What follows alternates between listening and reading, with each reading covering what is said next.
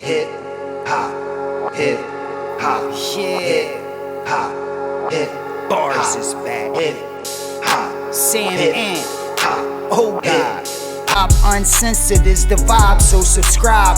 Oh God, driving Sam Ant riding passenger side. And you heard it out the mouth of the greatest rapper alive. Hip hop uncensored is the vibe, so subscribe. Hip hop uncensored is the vibe, so subscribe. Oh God, driving Sam Ant. Definitely. But yeah, man, you're here. Tune into the Hip Hop Uncensored podcast with your brother Old God and Sam Ant. Now, 50 Cent, Sam Ant, did a interview with Variety the other day, and he pretty much came out and said that the biggest target is heterosexual males in general. He goes on to say, if you say something about someone who shoots something different, there's organizations set up to start sending those around to get signatures and stuff. He went on to say, and tell me this, as a heterosexual male, who's going to send things around you to get signatures based on your failures? There's no one. There's no organization. Certain demographics have been conditioned because they've been taken advantage of in the earliest stages. Once inferior, now they're superior because we have no organization. The biggest target is heterosexual males. And he's pretty much saying, in reference to the cancel culture, somebody does something, it seems like these people come down heavy, on them and try to cancel them, whether it be the smallest thing or even the biggest thing. But it's a mistake. What do you think about this? Cancel culture, that's just funny as hell. That shit's hilarious. But 50's 100% on, man. And let me tell you why. Because the second we go ahead and talk pro-heterosexual talk, whether it be on this podcast, whether it be if you're watching on YouTube or wherever, there's going to be mad motherfuckers about it. Yep. Because they just don't like it. They don't like the fact that you can have no problem with homosexuality. You can have no problem with who someone decides to lay with. That is their business. Mm-hmm. But the second you promote positive heterosexual behavior, you're automatically deemed homophobic. Wait a minute. I didn't say anything about what you got going on. I'm talking about me. I'm talking about being proud of who I am, being proud of loving a woman as a man, being proud of standing on certain grounds that I grew up on being a man, but also still being sensitive and understanding a woman, understanding who I am and not being afraid to show my masculinity and show my individuality. It's almost seeming as though the roles were reversed, and now heterosexuals have to go into a little bit of a hiding because we can't properly express ourselves without being deemed hateful to this group or hateful to that group. We can't have proper dialogue or proper understanding of what's going on out here in this world in the mind of a heterosexual male without being deemed this, deemed that, deemed that. I'm not playing victim or anything, but I'm just completely agreeing and throwing some context to what 50 said. I agree with the brother, man. Yeah, me too, man. It's you actually put that very well, but I think all you got to do is just let history be the best teacher and look at different examples of things that happen to people and say, okay, this is not, this is a pattern. Almost like the other day we was talking about Nas and Jay-Z, and we was talking about the fact that every time Nas puts out something, it seems like Jay-Z, puts out something to spite him. But then it's like when something happened once, okay, happens twice, okay, 3 times, it's a pattern. Fuck's going on? Yeah, so it's just like you got to look at that and say, all right, man, you see these brothers, out there that's promoting this heterosexual lifestyle, they're doing their thing. It's almost like, let's put a dress on them, let's emasculate them. Let's turn them into something, that we can just make fun of. It's never, something that could be pushed out there. Like, all right, this is a successful, male. And I ain't just talking black, just in general, but obviously centered around black culture. And we're talking about hip hop. Right. Dresses, make him a drug dealer, make him a drug addict. Yeah. He's just getting out of prison. It's never, sometimes, but most not a lot. times. Yeah. Most It's never, the man who rose up, from that, didn't do no drugs, didn't sell no drugs. Yeah, he may have done a couple things and got caught up, but at the end of the day, he done the things the right way. He grew up, he got married, he had children. That's not really promoted, in our community. It's always the other stuff, So, yeah, 50 Cent is a brother that we would definitely love one day to have in studio to talk about these type of topics. Hopefully, I know he's a difficult man to get in touch with, but hopefully, that's our aim. That's our goal, is to have those type of conversations in front of the world. It's funny. I had a dude, Kurt Jackson, that left me a comment, said, I finally subscribed. Don't let me regret it. I'm watching. I'm like, oh shit, Curtis, let me really look this shit up.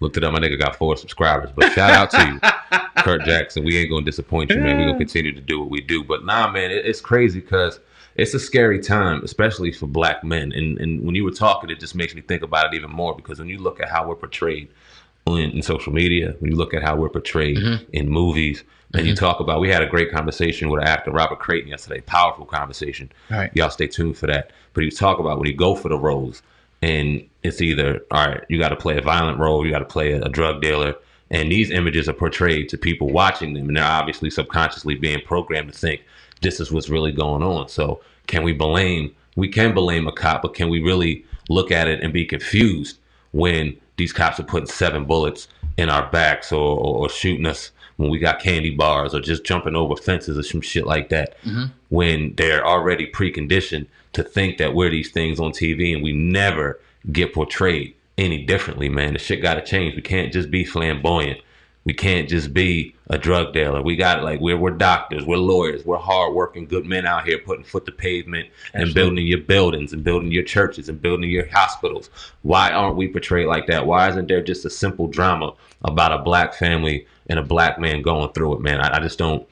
It has to be a better portrayal, in particular on TV and in social media, of men. I could speak on myself and you as black men out here, man, because it's a scary time right now. We're raising black children, and the shit ain't cool, man. Yeah, and this is going to lead us into our next topic, Sandman, the NBA boycott, as they call it. Yesterday, you said you were watching, I guess, the Milwaukee Bucks. Yeah. And they just didn't show up on the court.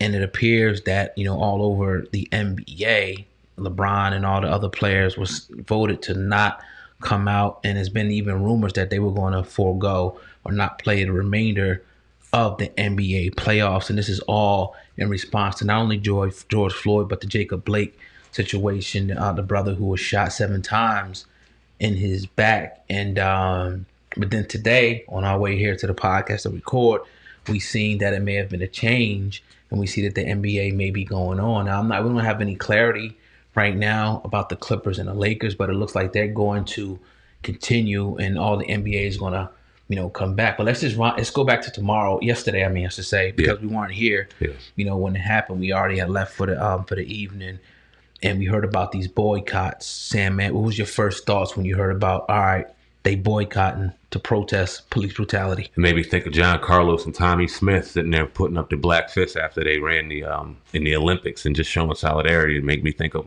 my favorite athlete of all time, Muhammad Ali, going up there and saying, Viet Cong ain't never called me nigga. And you know what I mean? And saying basically he's not going into the military, he's not enlisting. And it just made me think of prominent athletes during times where their voice was needed, stepping up to the plate and giving a voice to voiceless people.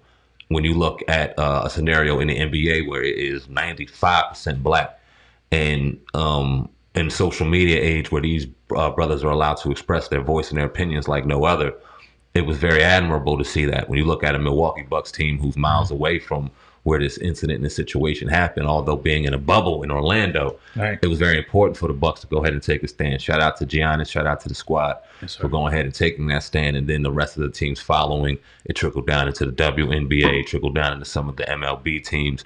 Hockey didn't give a fuck. They go ahead and played and did what they had to do. That's their choice. That's their right. This is America. They could do what they do. But it just goes to show you what kind of impact it has. In less than 12 hours, there were conversations in fear of, oh shit, what happens if this happens to our baby? The NFL, who's set to kick off in 2 weeks exactly. This, that, or the third. So it was really creating prominent change. LeBron James, Kawhi Leonard, their 2 respective teams saying, fuck that, we're not playing in the playoffs at all. We're out. The LA market, if you really understand basketball and business, the 2 biggest markets in the league, going out there and saying they're out. It was huge. And then you think of the Portland Trail Blazers going against the Mavericks. It just doesn't hit the same. Right. If in fact that would have happened, man. So it was a lot going on. It was impactful. You heard a lot of people upset. It was a lot of ruffling going on. It was national news. And it had the potential of really doing something great. Yeah. That's what I think initially. And now, we're hearing that it looks like they're going to continue, which is really a shot to the stomach to me, because I'm sitting here, I'm like, man, they had so much momentum. And it was so unprecedented to see Because remember, a few months ago, and probably last year sometime on the podcast, we used to always talk about this. Yo, the NFL, for the Colin Kaepernick thing, should boycott. Last 4 years since Yeah, he did we've it. been saying it, but we was like, can it really happen? Nah, No. maybe not in our lifetime, but we actually had the opportunity to see, all right, look, they said, F it, I ain't playing. Forget the game. You're not going to sit up here and watch us dunk the ball and do all these tricks while our brothers is getting shot down in the street still by police, shot down 7 times. I'm not mistaken, the dude is paralyzed right now. Condolences, to his family, and in horror they had to go through that whole time. But to me, I wrote it down saying, man, it comes down to the humanization of a people. And the brother yesterday, Mr. Creighton, Robert Creighton, actor, he broke it down great, but I'm gonna add a little bit more to it. And it didn't only happen to black people. Let's just talk about the people that it happened to, that people can relate to real quick. The Jewish people before, Hitler, they had a massive media propaganda campaign who dehumanized the Jews, that made them look or made them, appear less than human. Before that even happened, it happened in the United States, where it was a propaganda campaign, and it's still happening to black people. Yeah. But what we were just talking about, it's made us to look like drug dealers, made us to look like, animals. So now that when we getting killed in the street, nobody cares, because they're an animal anyway. They're not a human anyway. We could take their life. And that's why it's all important. And I understand we come from the trenches and all that, but it's important.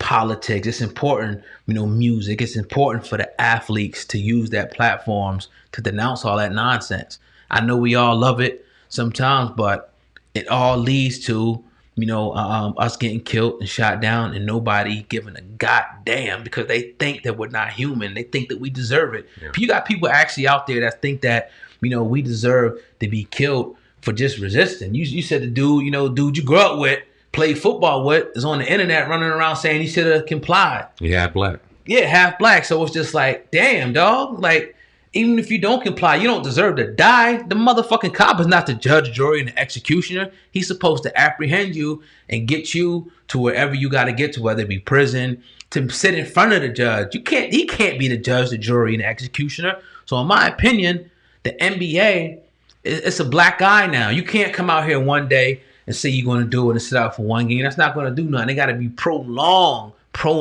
periods of boycotting, prolonged periods of saying, you know what,